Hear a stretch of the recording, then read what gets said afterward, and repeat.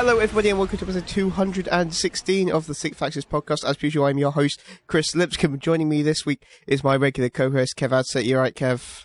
Hello! Also joining us this week is the co-news editor of TheSixthAxis.com. It is Aaron. You alright, Aaron?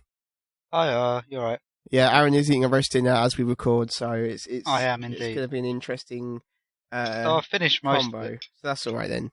That was rapid. Well, yeah. I'm a fast eater. I just came to say hello. Kevling says hello in Twitter hellos. Hello. Hi. That's about it for this week in the hellos format. Not even Joanna's concerning.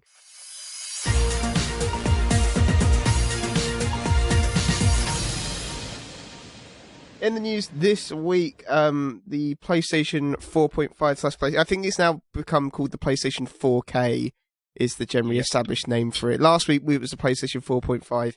Within a week, it's all changed. It's now called the PlayStation 4K. It continues to rumble ever onwards, these rumours. Aaron, what are your thoughts on this as the co-news editor of TSA? As the co-news editor of TSA and a PlayStation fan, I think it might be a big mistake on Sony's part. Purely because they're probably approaching 40 million units sold of the PS4. Yeah. How many of those people are going to see, oh, there's a new model out, I'll upgrade? Exactly. Considering about 5 million was sold over the last Christmas holiday alone. Yeah, so that's going to be their real problem, in my opinion. That's the main problem. You've got the potential to split the user base. Yeah. So you'd have, games optimized for 4K and not the 4 or whatever. Developers will have their time split between two platforms now, or additional platforms, which all might strain their budgets a little bit, depending on how big their operations are. Yep. Then you might have, there's other angles. There might be consumer confusion, like there was between the Wii and the Wii U. People will see PS4 and PS4 can go, what's the difference really? Unless Sony do a hell of a lot of advertising to really phone home that, yeah, this is a massive difference, that it can play better games or whatever. Then you have the other issue where you've got the difference between the 3DS and the new 3DS. Yeah, where exactly. developers might make games that are optimized for the PS4K that can't run on the PS4. Yeah. I mean, I wouldn't have been against an upgraded model, but I feel it's too early in the life cycle of the PS4 itself. Maybe in year 5 or 6 they could get away with it. Yeah, so I think we should be clear. The main rumours here are this is going to be an upgraded version of PS4, probably with a better GPU, capable of outputting in 4K, capable of better support for PlayStation VR, which does not bode well for the initial PlayStation VR launch, and probably with one of the new ultra high definition Blu-ray drives. This is part of Sony's continual strive to get Sony Bravia's adoption up. This is the same reason the PlayStation 3 supported 3D stuff, was to try and shift Bravia 3D TVs, and the PlayStation 4K is probably an attempt to get them to shift more more Sony Bravia 4K TVs this time. True, but there wasn't a difference between one PS3 being better than another PS3, except in terms of design and build. So the old ones would overheat more compared to the new I ones. think they did the original. Could you run the 3D stuff on the original PS3s? Yeah, because it was a patch that was released. Yeah, it was a patch to activate do because to upgrade the HDMI firmware. That was the issue, Yeah. wasn't it? Because HDMI couldn't do it, but that was it. They just patched it. Yeah. So with 4K, it looks like that might not be as possible to just patch it. It looks like they're going to, particularly for the ultra high definition Blu-ray stuff, that's definitely going to require a new version. That's just different physical hardware. It's not something you can do in a firmware update. Kev, what are your opinions on this? I think that, I don't know, I tend to be quite a slow adopter of big new tech. Like I like to think of myself as an early adopter in some ways, but like things like TVs and stuff, I'm often fairly behind the curve. That wasn't intended as a pun, but of course you can't get those curved TVs now. And I wouldn't be behind one because that would be a terrible viewing position. Yeah, that's not a good place to. That's a fundamental misunderstanding of how TV works. I mean, I don't really understand why we need them curved in the first place. I know that's not what this discussion's about, but the curved thing, I get stuck on it because I don't understand it. Like, how is that better? Surely that means that the only good place to sit in front of your TV is like right in the center in front of it. Yeah. Yeah. They're weird. Yeah. If anything, you'd want it curving the other way. So then like people towards the edges of the room could see. Yeah. But yeah, no, 4K. I have a 5K monitor with my Mac, which seems kind of a bit Apple-y because no one does anything in 5K. No. But I can't connect that to my PlayStation. No, you can't. Well, you can. No. I think you can. Yeah? You have to do it. It's like a super weird thing, but you can use iMacs as monitors. Interesting. But but it's very difficult. Not to easily. do. Yeah, Yeah, it's not like I want this to be a monitor now, please. See, I think like what Aaron was saying about kind of splitting dev time and stuff is not a great thing. I mean, I don't know. I don't know how much of it we'll see as a product of that. But yeah, like I think it's too early for this decision to be made. I think that they might have jumped the gun a little bit. Yeah. And then you've also got a problem where they go, if say it's revealed at E3 this year, they're going to probably go for a holiday release. They've pretty much got 2 platform launches then over the Christmas period, VR and PS4K. So the current rumors seem to be that it's going to launch before PSVR. So we know that's October. That might happen. So it might be one of the ones like Microsoft had done in the past with the slim versions of the Xbox 360 that they did, where they launched it like it basically they were like, hey, they did the kind of the Apple thing, it's like, hey, it's here and it's going to be out in like a week or whatever. Mm-hmm. And it's out now. Yeah, it'll be interesting to see if Sony do that with the PlayStation 4K, anything like that. It does seem now it's very, very likely because it's been confirmed by many, many independent sources at this point. But then even if they bundle it with the VR, you're still looking at what, £600-700? Oh yeah, probably. Yeah. We should point out like this is not going to be required to play VR. Yeah, this isn't going to be required, but people if they're going to go for new PS4, they might go for VR as well. Yeah. We already saw the backlash against Oculus Rift price, for example, when that was announced. Very true. So very true. If Sony announced, here's a £650-700 bundle with a new PS4 and PSVR, people aren't going to go out to the shop and go, oh yeah, I'll take that. It'll be something they'll have to convince people a lot to buy. Yeah, absolutely. I think they're going to have a real uphill battle with it. But this is one of the ones that's really hard to call because we've never really seen this with the console cycle before. I know last week I was joking about the 32X a lot, etc. But it's not going to be that. This is going to be a brand new thing, and that in many ways is actually worse than what the 32X was. Yeah. So yeah, it's interesting times ahead, and it's got the potential to really break how the console cycle works. Nintendo sort of did that with like the new 3DS iteration. They were the first people that I can think of who really tried this. But Sony doing it on their home console is on an entirely different scale. So it's going to be really intriguing to see what happens. Moving onwards, sticking with stuff that looks like it's going to be happening in the future. Well, this is actually confirmed. Microsoft have said that in the future, all Forza games will be coming to both Windows 10 and Xbox One as part of their ongoing pursuit of unification of those two platforms. Obviously, the Xbox One is actually running Windows 10 under the hood now, but it's really interesting to see their approach to universal apps. Do you see this happening a lot more, Aaron? I do. Are we going to see it coming with like games like Halo as well? Do you think we're going to see like a lot of their first-party stuff?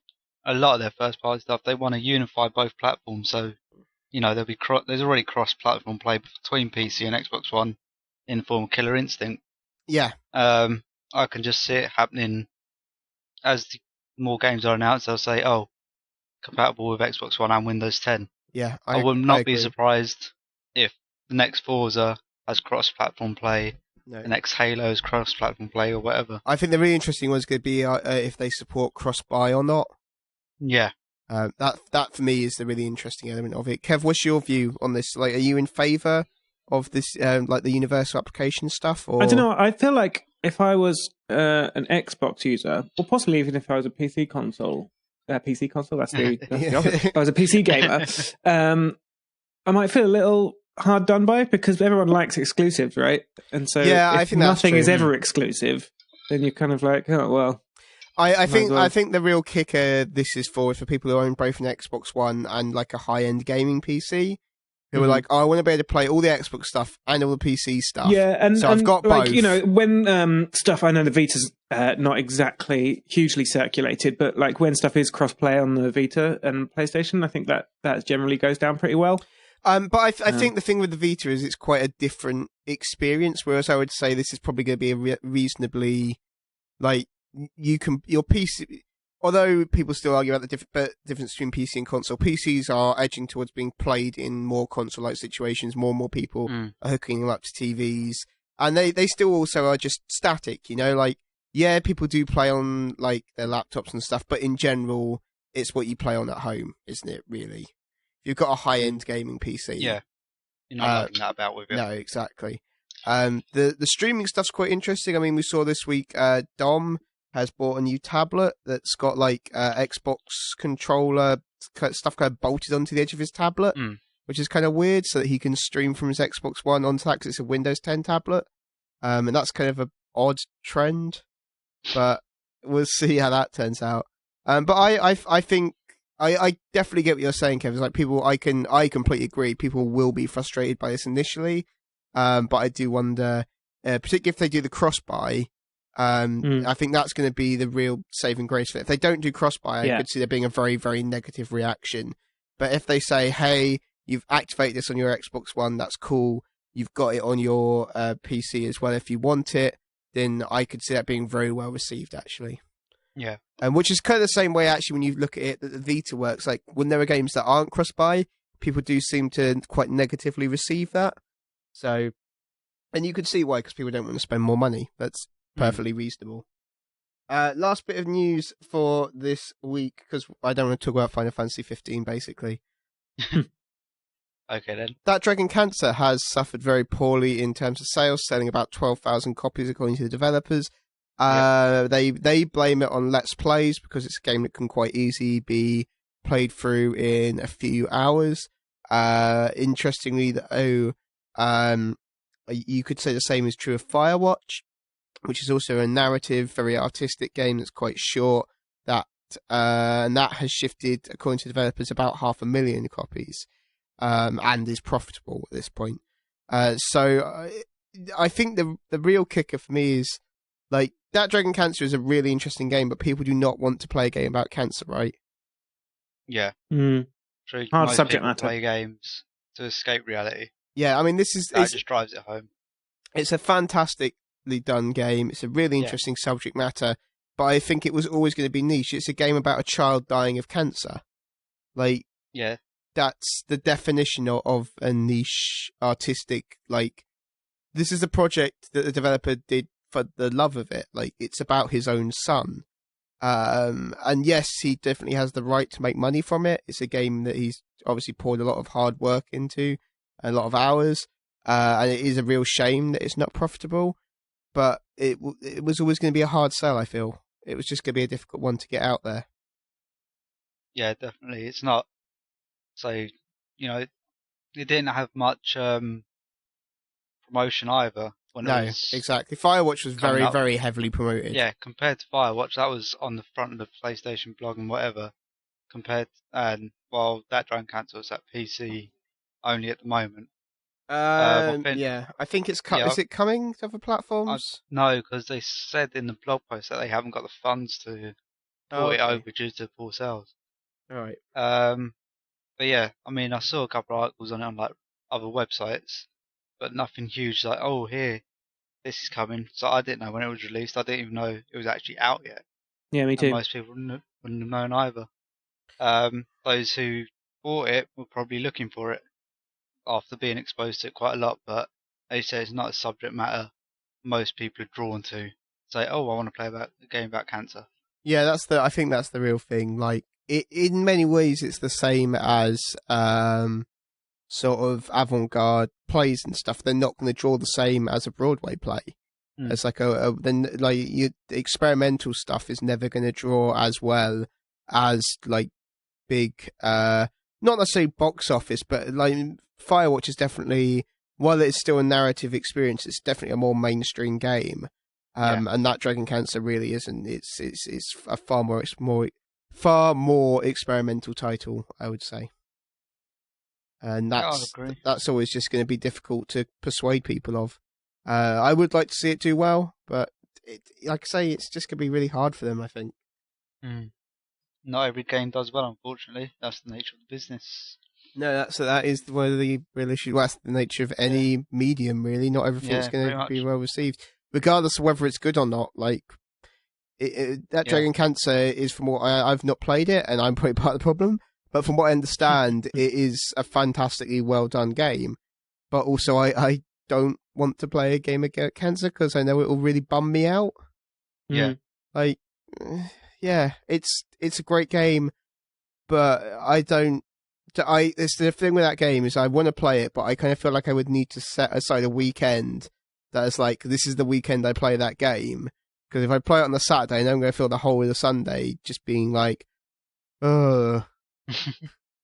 Like, you're not going to want to do anything on the Sunday if you've spent your Saturday playing a game about cancer.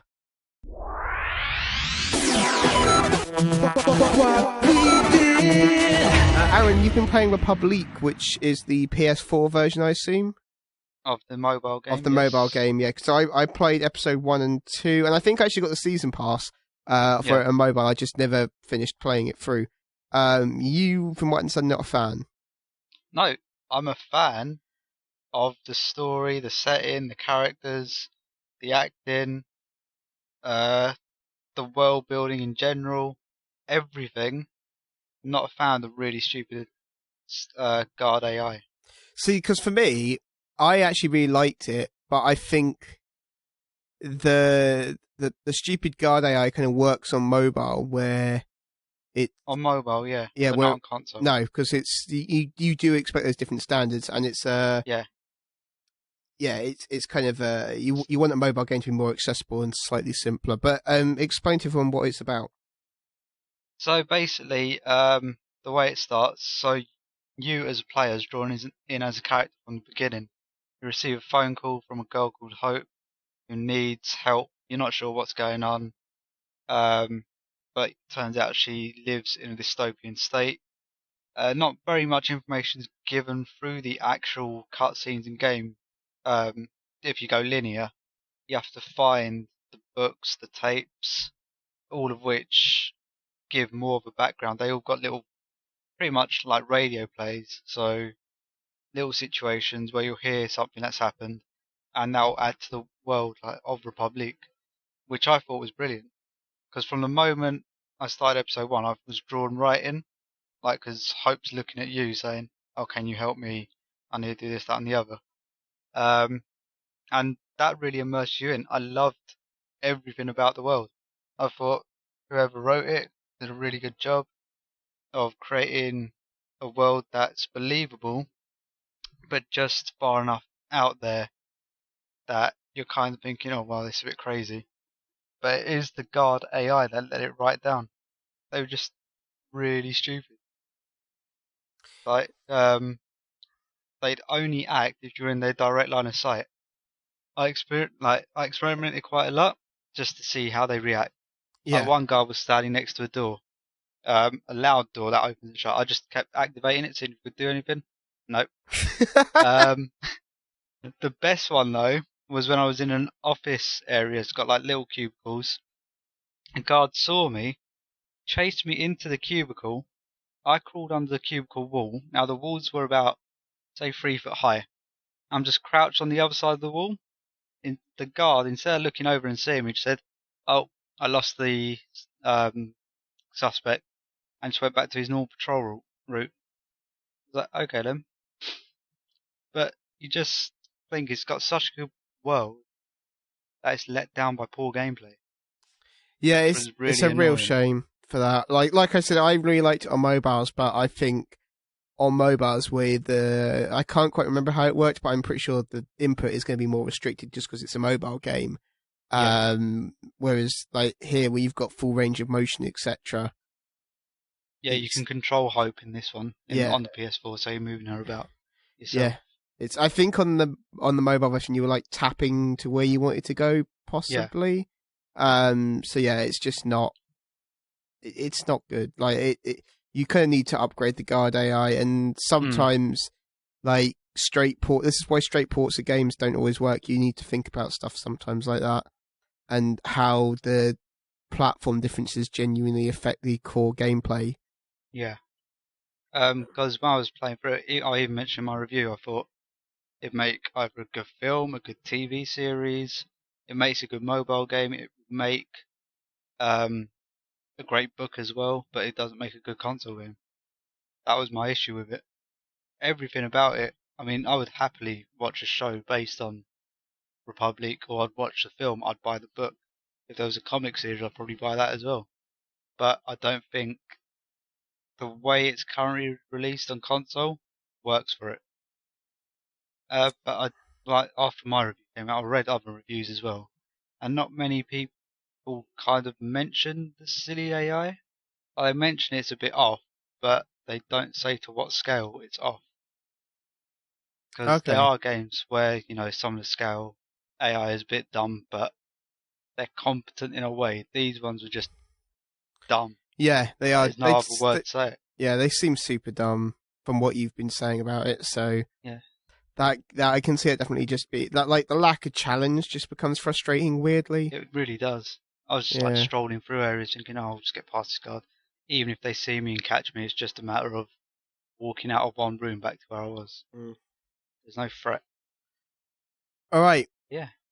Well, I promised this on Twitter, so you two are going to talk about Batman vs Superman now, a film I have not seen, but I know approximately what happens because A, I've seen all the trailers, and B, I have heard multiple review-filled spoilers of it.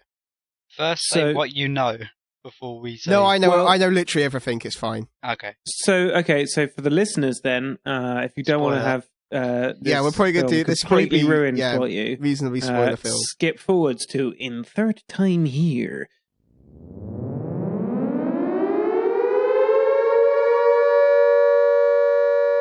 Hey, this is Chris in the edit. Pay attention if you want to avoid Batman vs Superman spoilers. It is until 46 minutes and 30 seconds. Cheers. So this film sounds super dumb. Kev, I'll let you start. Okay, well, first of all, I'd like to point out that if you haven't seen the sad Ben Affleck video, I love YouTube, the sad Ben Affleck video. You probably should see that. It's pretty great. That is basically an interviewer says to Ben Affleck and Henry Cavill, who play Batman and Superman respectively, basically says like, so this film's been getting terrible reviews. How does that make you feel? And then Henry Cavill goes on a sort of positive spin and has a good chat about it. But the video is not concerned with that. The video just fades him out, fades up Simon and Garfunkel's Sound of Silence, and just zooms slowly in on Ben Affleck's face, which he just looks so bummed out. It makes you feel really bad for him. And at the end of the video, it kind of snaps back, and the interview says, "And Ben, what do you think?" And he just goes, "I agree."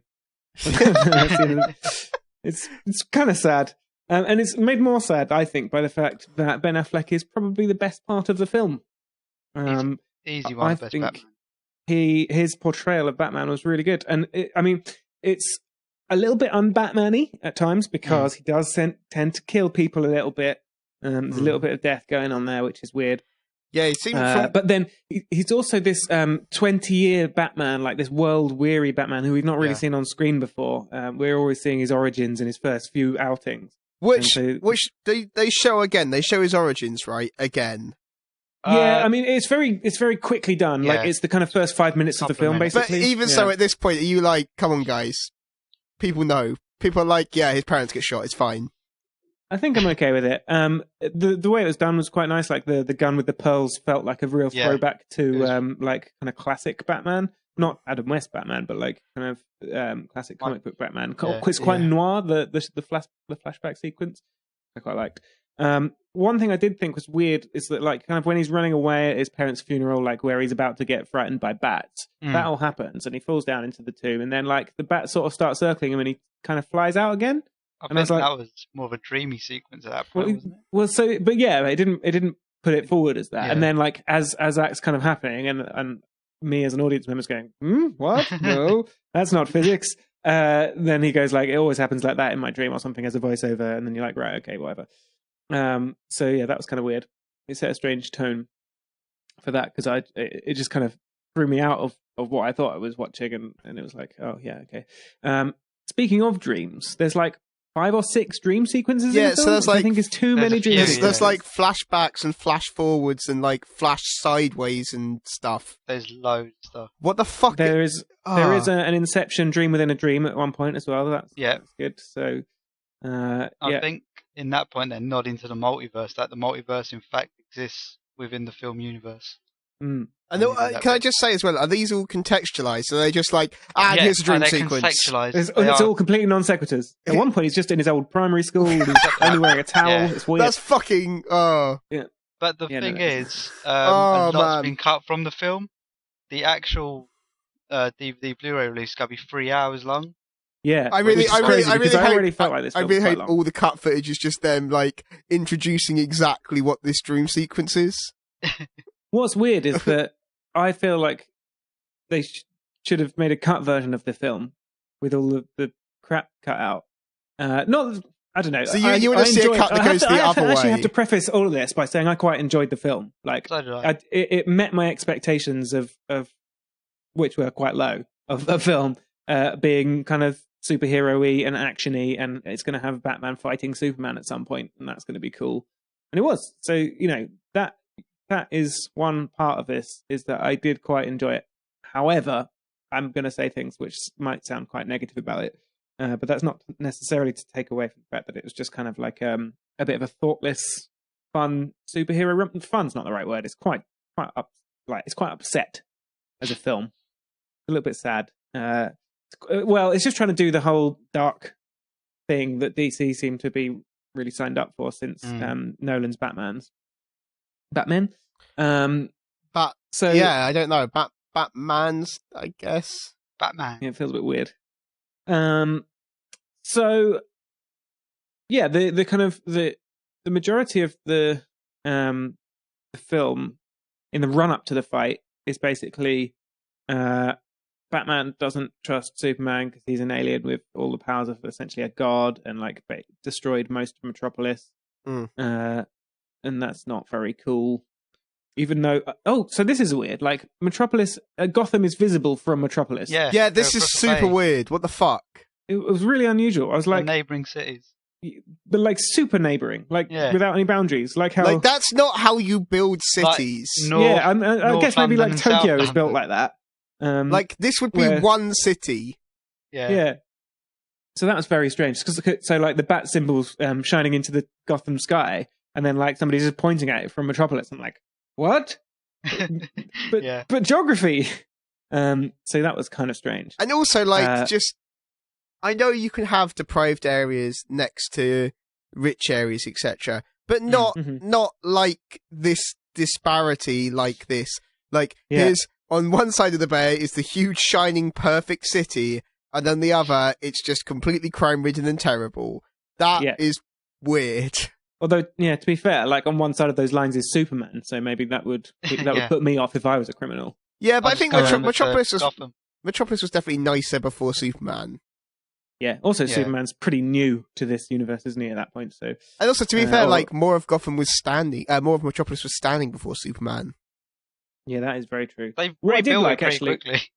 Yeah, that's what I did quite like in the sort of opening part of the film was because I actually watched Man of Steel the day before to give myself a recap, and I liked seeing the events of Man of Steel from a different perspective. I just thought that was a cool cinematic thing that was going on. I was like, oh yeah, I remember these events, but not from this angle. So that was just kind of Yeah, like so that's obviously the trailers, and that looked quite good to me. That element interests me. I want to see that bit. And it's not very long. About 10 minutes. I want to see that bit, and I want to see the fight, and I don't really care about the middle bit. So yeah, so the actual reasoning for the fight wasn't what I was expecting it to be, because I expected Batman to be the antagonist, just being like, yo, dude, you can't keep just doing what you like, which he does do, but Superman's like, all right, man, I'm not going to fight you, whatever. Yeah. Also, like, a lot of people have been saying Batman is very unreasonable. He has quite a reasonable point there. Like, yeah, you can't just knock down a city and have no repercussions. No. I think some accountability. lots of people have gone against Affleck's Batman for that reason, even though, in my the thing mind, is, this Batman is basically, as Kev said, world weary. You see Robin's suit there, where he got killed by Joker. This is a Batman who's pretty much gone off the edge. There's plenty of allusions to Joker as well. He's got a bat suit with Joker's like graffiti on it, and also says like he says something about he mentioned some line about clowns as well. But so talking of Superman taking accountability, Superman is like basically at this courthouse because there's a guy who worked at Wayne Enterprises in Metropolis who got his legs crushed when the building fell down. General Zod fight happened. And he's in a wheelchair that's been lent to him by Lex Luthor. Turns out to, I mean, Chris, you don't mind me just completely ruining it. It's got a bomb in it, right? Yeah. So it's got a bomb and explodes kills everyone in there, obviously except for Superman, and nobody knows what's happened. And Superman's the only one alive, so kind of it heightens the suspicion of Superman a little bit because he was like going to face up to his actions. Which, like, as I've listened to a review of this, which makes a very good point. If people just talked about stuff in this movie, like, there'd be a lot less conflict. If Superman just went and was like, there was a bomb, guys, I'm, like, super sorry. See? It's quite funny, before the Batman-Superman fight, that's exactly what Superman tries to do with Batman. Is like, tries to talk to him, but Batman's having none of it. Yeah. By that point, Batman is too pissed off at him. Yeah. To the reason for the fight itself is because, basically, Lex says, I'll kill your mum if you don't kill Batman. What the fuck? Yeah, basically, there's a deleted scene that I saw earlier, where Lex actually finds out the identity of Superman. Basically, he has access to one of the kryptonite ships, and he has access to all the data in there. Yeah, so you sort of see that a little bit because of the Ground Zero thing, and Lex goes into the pool with General Zod's body, and then the computer's like, "Oh, you can't do this because like Kryptonian law forbids it," and then he's like, "Well, is Krypton even a place anymore?" And the computer's like, "No, all right, go on." Can't do it, And then that's the end of the scene. There is a deleted scene where all this information, like he learns all this information, and it leads to pretty much who the main bad guy is. Like you see it in one of the dreams, Dark Seed scene. Is that how you pronounce it? Dark Seed? Because I always say Dark Side. I think it's Seed, but I'm not sure. But yeah, you see his symbol in one of Batman's dreams, and this is where the multiverse theory comes in, because in that dream, when he wakes up, you see Flash trying to warn him, and then he wakes up from that dream, from the future or whatever. He's saying you were right all along, blah blah blah, and that's where people are saying this is where the multiverse comes in, so Flash has come back to warn him. But then he wakes up again. Then he wakes up again. So multiverse in a dream? Yeah, really weird. It was weird. But yeah, so I think in that deleted scene, I think one of Darkseid's lieutenants appears and talks to Luthor, but I'm not 100% sure. But that's so one of the dream sequences, which I think is pretty cool. I'd quite happily watch a film like where that's the main thing that's going on. Is like Batman's in the desert, and like there's lots of Darkseid winged creature things going on. Superman's overall evil ruler of Earth now. Yeah, it's a little bit Injustice, Gods Among Us, storyline wise. It's basically the darkest timeline. Yeah. So that's quite cool. And potentially completely irrelevant for the rest of the film. I don't know, that was weird. Just like here's some cool stuff that we wanted to do that has no real story connections here, but we wanted to do it anyway. So Dream. Genuinely, this is this film. I was going to go and see it the other day, and I looked at the running time. I was like 2.5 hours. You could fuck off. It's quite long. And I just cut out some of the irrelevant dreams. Well, that's what I was just going to say. I was like, just You probably don't need all these dream still sequences. Enjoyable. It's Yeah. enjoyable film though. That's the thing. Yeah. But I do think my favourite part is Wonder Woman in out of the whole lot. Batman and So, Superman, yeah. fine, but Wonder Woman's She's pretty in much it stole for the like, show. what, 8 minutes though? 8-10 So- minutes. For me, and this is probably the worst criticism that you can give a film, is that bit was all a little bit Spider-Man 3. In as much as it felt like someone else wanted to get more stuff in there. Yeah. I'm thinking Venom in Spider-Man 3, which was a film about Sandman. And they were like, oh, well, we haven't done enough Justice League stuff for the next film, so we need to like put some stuff in there. Oh yeah, the files of all the others. Yeah. Yeah, so you saw like files on Aquaman and Flash and Cyborg, yeah, and you actually saw a mother box from Apocalypse. Can I just point out, you know that those files open in the order the films are coming out, right? Does it? Yeah. Oh, I didn't know that. Which I'm just like, oh, fuck you, DC. They showed little footage from each bit as well, so that was quite cool. It was. I think I've mentioned this before, but like, I will never be happy with who plays Flash and Green Arrow because I'm a fan of the TV series, which I know aren't very good, but I'm a fan. And so, to me, if it's not Grant Gustin playing the Flash, which it definitely isn't, and nor should it be, it's just not going to be as good as I want it to be. Anyway, that said, I thought that the Wonder Woman thing. And she sort of crops up about the film in a really Selena Kyle Catwoman-y role. Yeah, I totally thought she was Catwoman at the start.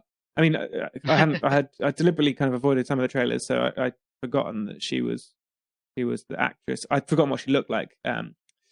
But yeah, so she was like in the same kind of party that Bruce Wayne was in and stole something, and I was like, oh right, yeah, Catwoman, that's cool. I didn't realize she was in this. And it's like, no, that's Diana Prince, aka Wonder Woman.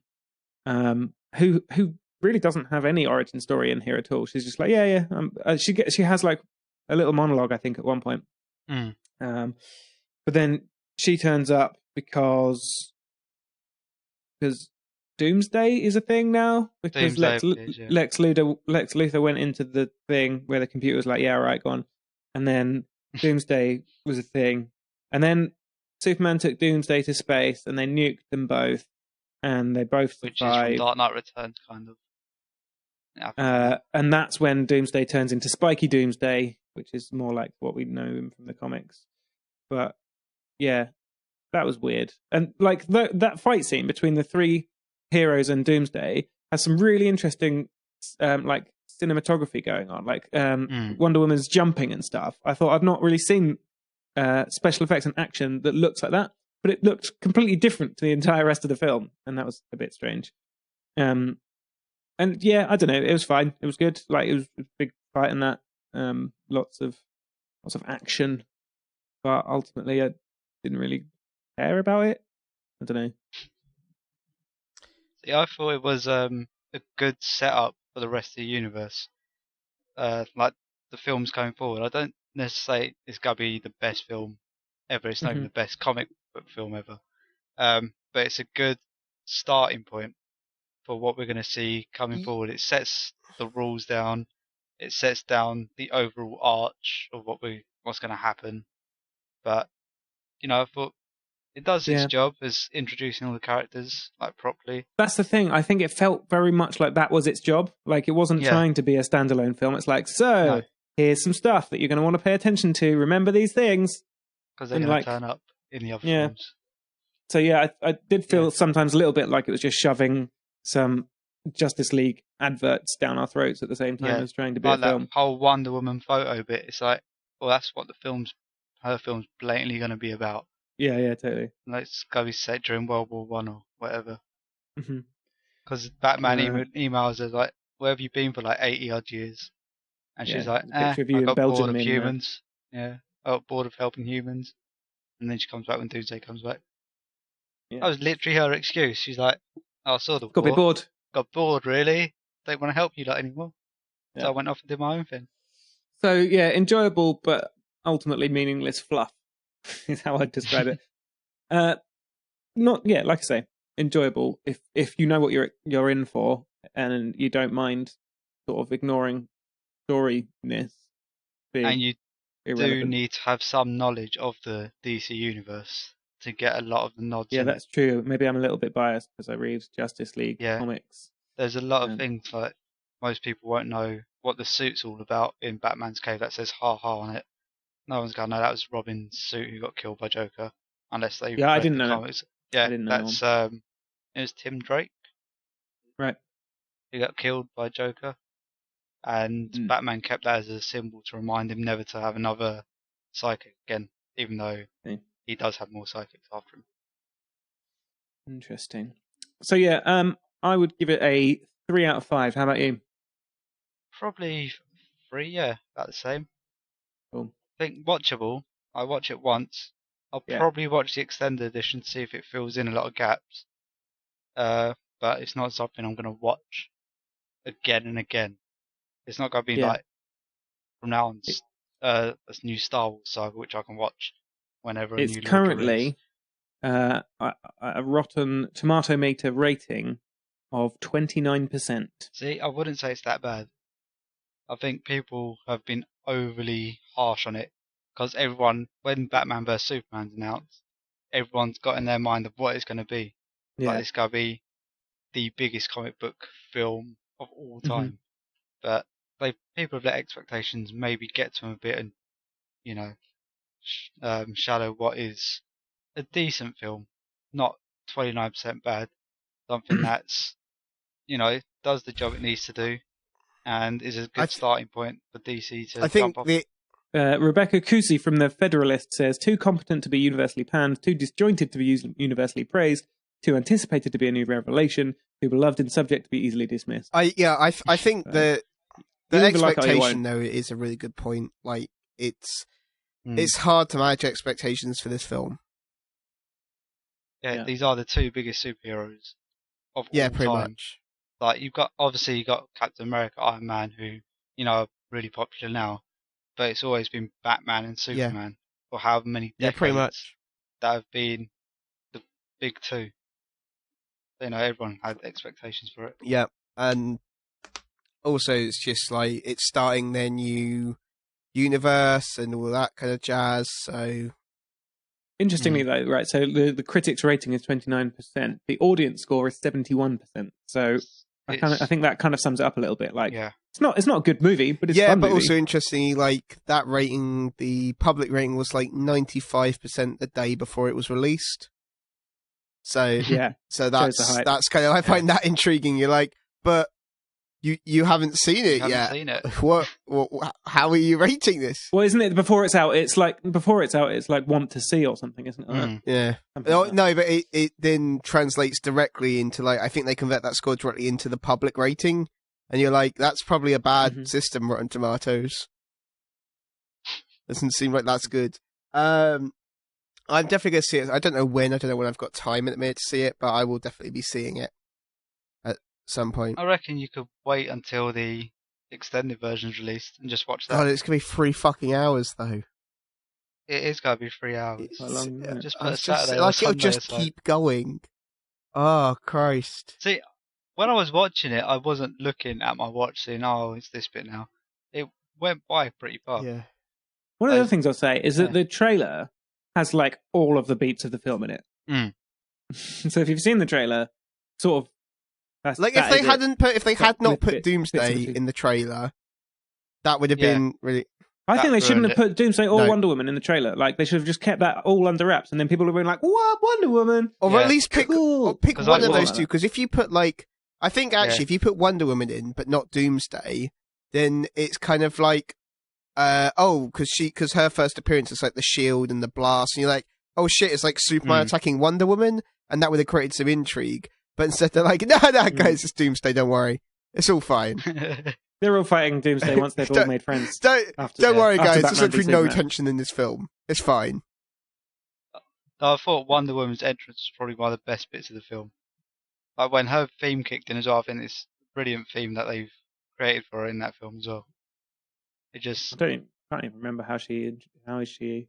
when she like deflects the blast from Doomsday, and just that Mm. massive guitar riff kind of kicks in for her theme.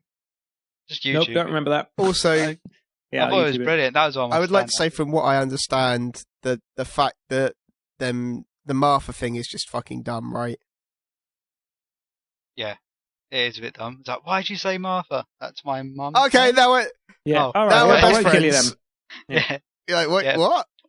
It's like, what? Okay, I'll go say Martha. It's like people called Martha. That's what People called Batman Martha says. can't be bad, so we're good. Yeah, Batman just basically goes, "Oh, your mum's name's Martha. I'll go save her."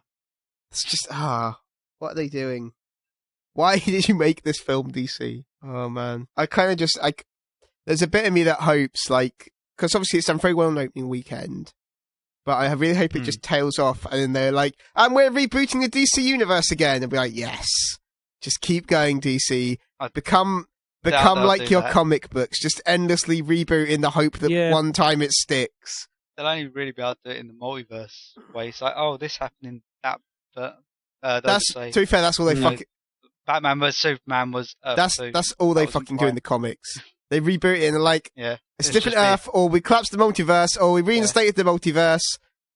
Yeah, basically. But this one does nod to the multiverse in it, so I wouldn't be surprised if they play about with that a little bit during its films. All right, that's enough of that. I'm going to talk into the Gungeon.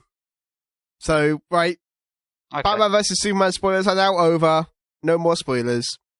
Enter the Gungeon is a 2D top-down-ish twin-stick shooter roguelike dungeon crawler.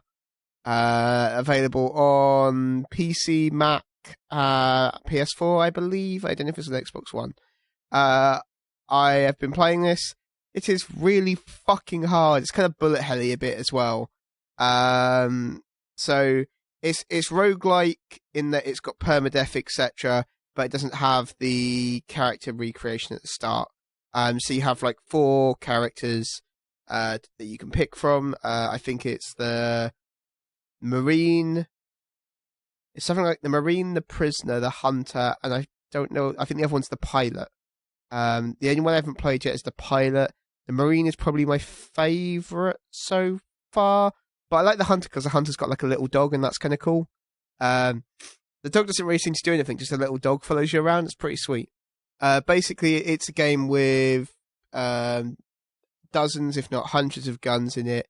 It's standard kind of roguelike dungeon crawler thing. So you go through a dungeon, you find chests, and once you get the chest, you get a new gun, or you get a new something else. It's that basic fare. The twin stick shoot element of it is you move into a room, the room locks down, it is flooded with enemies of various types, and you shoot them, etc., as you'd expect. What is nice about it, there's 2 nice things about it. One, it relies heavily on dodge rolls. So if you got a controller, it's like L1, I think. And that lets you dodge roll, and you're invulnerable during that, and it's kind of like very frame county almost, in that you're just like, okay, I can do exactly this, and it gets you over gaps and stuff as well. And so I can do exactly this. I can get through like this wave of bullets and survive. The other thing that is nice, well, it's kind of 2 things mixed into one. It's the presentation and the variety of enemies. So it's a very cartoony, but also pixel art presentation. The enemies you're fighting against are all literally like bullets, basically. They're either bullets with guns, or they're guns with other guns. So it's very, very silly in that regard. But it's really nice and really funny in that, like, you get like shotgun enemies, and they are literally shotgun shells carrying a shotgun. Which is it's daft enough that I like it. It's like, it's super dumb, but it's really good fun as well. Like you get like the tiny bullets tend to have pistols, or like there'll be one who looks like he's like a stereotypical like urban gang member, and he's got like an Uzi or something. It's just got little things in like that are really amusing. But then you also get the bosses that are all really unique. So far I've faced off against 3 of the different bosses available. It's in like a lot of roguelikes and dungeon crawlers, when you get to the end of the dungeon, you get to the end of one level of the dungeon, sorry. picks between like a variety of different bosses. So like I think for level 1, the 3 bosses you can get are I think it's King Bullet, who's a giant bullet that sits on a throne, and the throne is made of guns, a little bit like the Game of Thrones like throne, kind of like that. Nice. And it just shoots bullets Yeah. everywhere. It's a bit nuts. There are, I think they're called there's something twins, like the ammo twins or something like that. And it's 2 gigantic bullets who, basically they each have half of the health bar along with it. It's got like normal boss health bar along the bottom, half of the health bar each for them. But if you kill one of them, the other one becomes enraged and will attack you way more heavily. So you kind of need to manage between them, taking them out. Mhm. And then the third one I faced is Gatling Gull, which is literally it's like a gull, like a seagull or something, and he's got a Gatling gun, and it's very reminiscent of I think it's very deliberately reminiscent of the Vulcan fight in Metal Gear Solid 1. It's definitely got little bits that remind me of that, but also it's a bit bonkers. Like he would occasionally just spew missiles out of his mouth at you, so that's a bit crazy. But that's the kind of whole presentation of it. The presentation is really over the top, really silly, really fun. There's loads of little nice touches in it, like on the walls, there's portraits, and the portraits are of like enemies you face in the game. It's just got loads of little bits like that. That's quite nice. It's really enjoyable, and the variety of guns is great. Like it's just, again, they're super silly. Like when you're in the tutorial level, you literally get the gun you get is literally a pea shooter, and it just shoots peas. And it's shaped like a peas in a pod kind of thing. You get what else have I had so far? I've had a gun that just shoots cold, and so it hurts enemies but freezes them at the same time. I've got like a twin helix one that kind of does like a helix shape, so it arcs out and then crosses over and keeps going until it hits an enemy. There's like rapid fire guns as well, the normal stuff, but there's also loads of weird stuff. So that's just kind of really good fun. There's like the one I got in my most recent run through it was a shotgun, but it also, there's no melee combat in the game, but like the creators of the gun had tried to include melee combat, so they'd welded an axe onto this shotgun, and you reload it by just waving it wildly. But while you're doing that, the axe can basically just intercept bullets, and it will knock the bullets off. So if people are shooting at you while you're reloading, you've got a chance of the bullet not hitting you. So that's quite nice. It's just full of like loads of bonkers stuff like that. And then you get to the shop, because it is a roguelike, so there's a shop. And the shop is just a perfectly normal shopkeeper. It's just like some big bloke. It's just in there. It's not a gun, not a bullet, nothing like that. It's just a human dude Just who's a in guy. the shop. But if man. you take shots at him, he gives you one warning. If you take a second shot at him, he basically just like super bullet hells the room and then closes the shop. Like the room goes, it's survivable, but only just. And then you, like, once that's over, just the shop's closed on that floor of the dungeon now. And you're like, oh, I fucked up. I needed stuff from the shop. I shouldn't have shot him. Now I feel bad. There's also like fast travel, so the dungeon levels aren't huge. Well, I've only got level 1 and 2 because I keep dying, because it is very, very hard. I think Tef is also playing it, and I think he's better than I am. But there's little teleport pads that you unlock by basically, if you finish a room, it might have a teleport pad in it, and you unlock the teleport pad, so you can just use like a map screen to teleport back to that room, because it's like a branching system, so rooms might have 3 or 4 rooms coming off of me to explore them all. You don't need to, but you want to explore them all to get the best loot, etc. And I just really like it. I think it's the debut game from a studio called, I think the studio is also called Dodge Roll, and it's published by Devolver, and I showed it to one of the guys at work, and I told him it was published by Devolver, and he went, yeah, I can see that. So you know roughly what the tone of the game is, if that makes sense to you. I just really like it. It's got great music. It feels really good. It feels like super smooth and just really tight. Like I say, it's literally like frame counting at points and shit like that. So that's kind of nice. And I, although it is randomly generated, enemies are consistent, so you can learn the attack patterns of enemies, which is obviously a good thing overall. And hopefully I will get past level 2 at some point without dying horribly, because the enemies on level 2, some of them are super hard, and you're like, oh, I only have 1 health left. Oh, I guess I died. Bollocks. Alright, so that's my thoughts on Enter the Gungeon. Aaron, you've been playing Transformers Devastation, what do you think? I thought it was brilliant.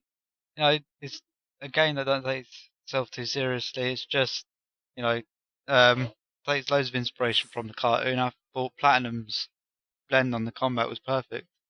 All the Transformers had their own little personalities. I personally favoured Wheeljack out of the lot. When you can select a different Transformer, like Grimlock or Bumblebee or Optimus or whoever, to players, and I just went with Wheeljack and armed her with twin thermal swords for most of the game. I thought it was just brilliant, because what it is mostly is little arenas of fighting generic soldier Transformers, and then fighting mini bosses all the way through. Each of the bosses is one of the Decepticons or Insecticons or whatever from the series. So long-term fans of it would love pretty much the game in general. It looks like a cartoon. It plays brilliantly, and on the back of that, I'm looking forward to see what Platinum do with the Teenage Mutant Ninja Turtles license, because they're making that game when it comes out. Yeah, they are. Next month. Yeah, month that's after. really soon now. That's going to be really interesting. It's going to be the same engine by the look I'm of it. looking forward to that. Yeah, it looks it, but this one's going to have up to 4-player co-op as well, so each person could be one of the And turtles, also which I think probably no transforming. Probably no transforming. Be nice to have a little nod though, wouldn't it? It would. It'd be really cool. You know, the Ninja Turtles all just form into a giant Super Ninja Turtle. Be great. All right. I promised I would talk about comic books on Twitter, but we are running very short on time. But Kev, you and I wanted to talk very quickly about the recent news spilling out of the DC Rebirth event that's upcoming. Yeah. They are going to announce who the Joker is. It could be in a Batman issue.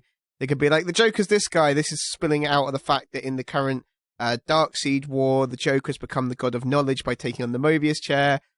Batman has become the god of knowledge by taking on the Mobius chair, and he asks the chair basically knows anything, so he can ask the chair anything. Mm-hmm. And he asks the chair who the Joker is, and the chair tells him, and he says, no, it can't possibly be, but you don't know what the answer is. So in like June, I think, they're going to be like, here's what the answer was. I think this is super dumb. Yeah, I mean, maybe it's fine because they're about to just do a rebirth and like probably just go, no, it's all fine, nothing like that. They're just, in classic DC style, they went, oh, writing continuity is hard. What if... We've made a mistake here. We shouldn't have done this. Just quickly, just do it again. No one will notice. Which is sad for me because I've been collecting the New 52 since issue 1. But hopefully they'll get up to issue 52 and then reboot it. That would be nice. That would be nice. Because they're nearing it. They're like 48, 49 now. 50, I think, for some stuff has just come out. So, yeah. Mm-hmm. So that would make sense in the timescales, I guess. And also the number 52, for some reason, is really significant to this incarnation of the DC universe. It's been significant for a while, and it just kind of spilled out of 52 weeks in a year, and then they were like, and now that's important.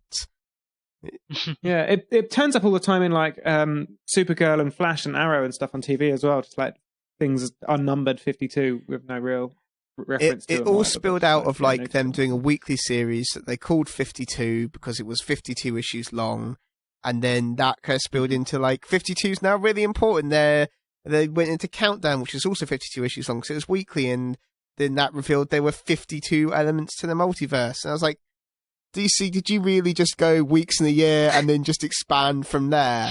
Jesus, guys. Sure, why not? So yeah, also more annoyingly and completely irrelevant to anybody who isn't me, but like I've lost issue 46 of The Flash, which is kind of annoying. Yeah. This is weird. It must be in my home because I've never taken any comics out of my home. Yeah, see, I also lost or do not have issue 8 of Marvel's Secret War, which is quite frustrating because I have 7 and 9, and 9 is the last one. So I kind of feel like 8's probably important. Yeah, seems like it, yeah. So yeah, I have been catching up a little bit on all the Darkseid War stuff, and I'm actually quite I think enjoying Darkseid it. War's good and really interesting and a nice way to play with the characters they've got. Yeah, so like they basically half of the Justice Gods, League have become gods of something or other. So Batman is the god of knowledge, as mentioned. Flash is now a god of death because he got merged by and also super like being super with unhinged now. death. Yeah, as you'd expect, it being the god of death, I guess. What else have we got? Superman is the god of strength because he was cast into the fires on Apocalypse and sort of turned into a negative image version of himself. Shazam is now the god of gods and has also gone a little bit crazy. Yeah, he's got like all of the gods' voices in his head now. Oh, yeah, is he like Zeus or something in this one? Yeah, Zeus is in there. A couple of others, I think. He's not alone in his noggin. Yeah, it's a bit weird. Lex Luthor is now the god of Apocalypse. He's essentially the new Darkseid, isn't he? Yeah, which is super crazy. Yeah, it's be interesting to see how that pans out. And then, because basically there was like some prophecy on Apocalypse where basically a human will emerge on the day that Darkseid dies, and like that human, if he's a hero, will survive some ritual with the Omega beams, and he did, even though I don't know if anyone would call Lex Luthor a hero. So yeah, but he survived, and now he's the god of Apocalypse, taking Darkseid's place. Yeah, so that's interesting. And has pretty much taken it in very typical Lex Luthor fashion. Yeah. Just being like, that's cool. Yeah, I'm a god now. Yeah, it's pretty. That's going to be pretty good for my plans. Yeah, it's pretty great. And also, I like that. Like, Green Lantern was going to become the god of light, but he was like, "Nah, I'm good." Oh yeah. Did you read that issue? I don't know. Was that in Justice League or was that in Green Lantern? It was in like the special one-off they did for like. I've only been following it through the Justice League. Because they did like the one-shots for each of the new versions of the gods. No, I didn't read those. Yeah, he was going to become the god of light, and he like fused with the. Because basically, what happened was a mother box fused with the central battery. There was a brief reference to it in one of the Justice Leagues afterwards, and he was just like, "Yeah, it didn't take." Yeah, he was like, "I'm gonna make a god." Actually, no, I'm good. And then just like was like basically used his godhood to undo becoming a god. It was actually really interesting, but super weird. Yeah, I'd like to have seen a Green Lantern rig / mother box combo, because the mother box are the Apocalypse technology that are sort of sentient, weird portal things that can just attach themselves to anything and shapeshift. I don't know, whatever comics. So yeah, but I think it's been quite an interesting run. But anyway, so the Joker thing. What do we think? Yeah, that's stupid. I think revealing like the whole point of Joker is he's so unknowable. He's like no psychiatrists or psychologists have ever been able to work him out. Nobody knows where he's come from or anything about his history. He's got like 100 histories, and any of them might be true, and probably none of them are. And so they're just going to go, no, it's this guy. He grew up here and has this issue. I think it was literally like in the recent, I think it was last year, they had the Batman Endgame story, and like the backup in each issue of that, where a backup is like a small story at the end of an issue, and the backup in each of them was a bunch of convicts telling different origins of the Joker. That the Joker had told them all a different origin story, as he kind of manipulated them into being like his minions. And I like, you literally did this a year ago. You gave like 5 different origin stories for the Joker, and now you're like, nah, here's the actual one. Yeah, he's this guy called Jeff. It's like that. It's just like whatever they're going to come up with, it's going to be slightly disappointing. I think. I don't know how they're going to make it something that blows our minds. Well, because but the Batman's reaction kind of implies it's someone that we're we going should to know. Yeah, definitely. And that whatever they pick is just going to be like, this is, why did you do this? No one was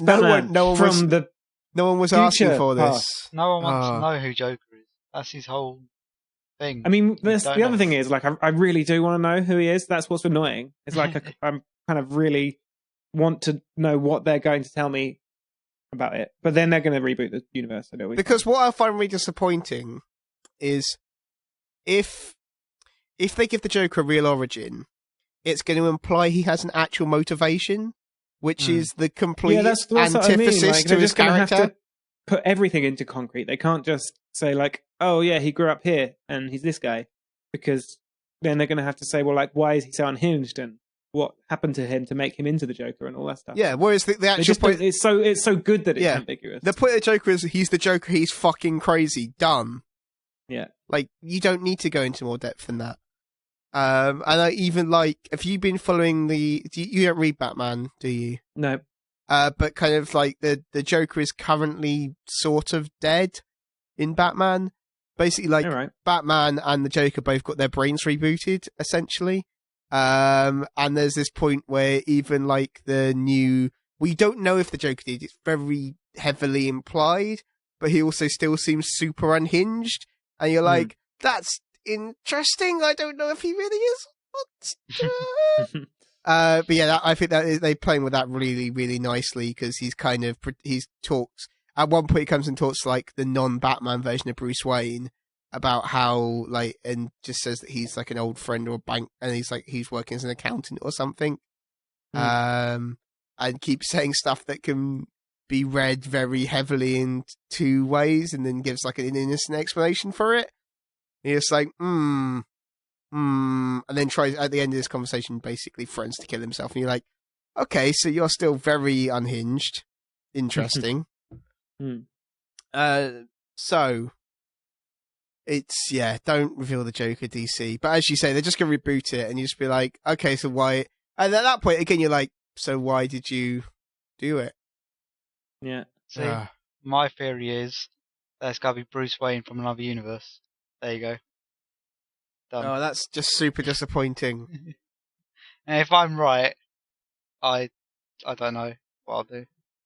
The three theories I've heard are it's Bruce Wayne from another universe, it's Bruce Wayne's brother, which is literally a storyline they used like 2 fucking years ago, that Bruce Wayne has a secret brother, or that it's Thomas Wayne, and Thomas Wayne didn't really die. That's Bruce's dad, didn't really die. It's actually Bruce Wayne, and he's sometimes Joker, sometimes Batman. And it's a whole Fight Club thing where you imagine the other person being there.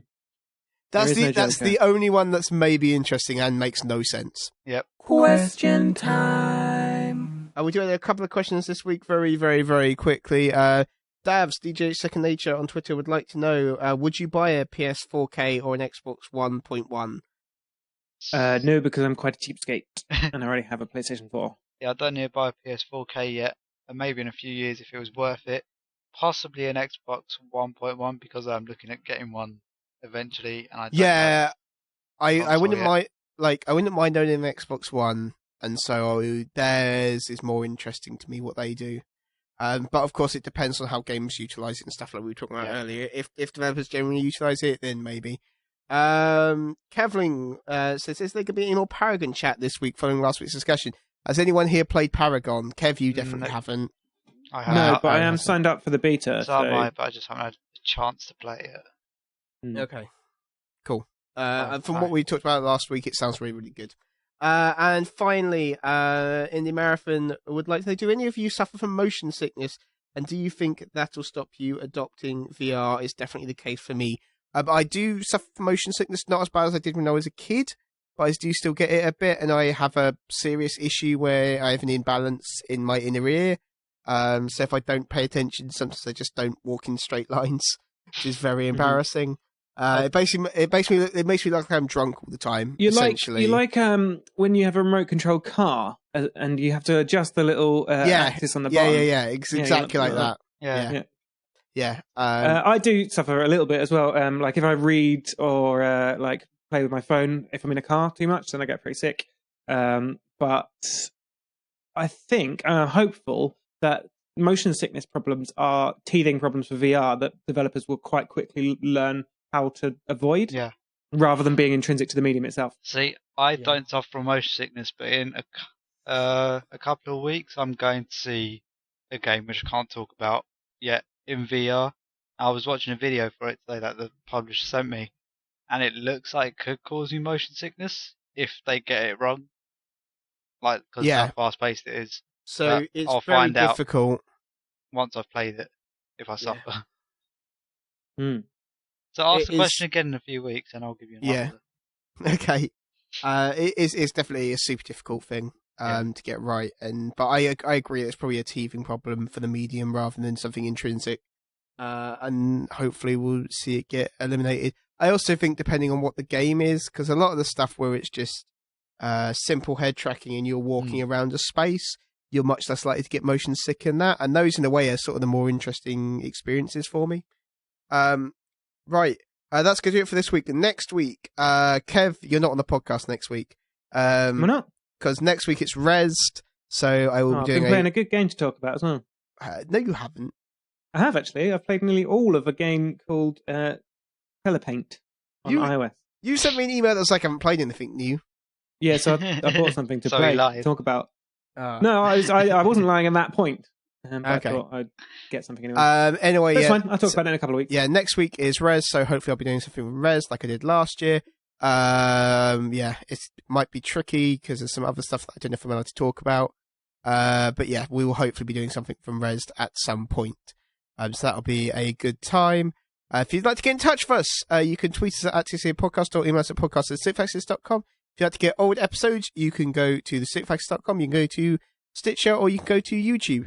If you'd like to get in touch personally, you can email me. If you'd like to get in touch personally, you can get me on Twitter as HalPro, it's HALB Pro. You can get Kev as KevTron400, and you can get Aaron as Aaron Suddy.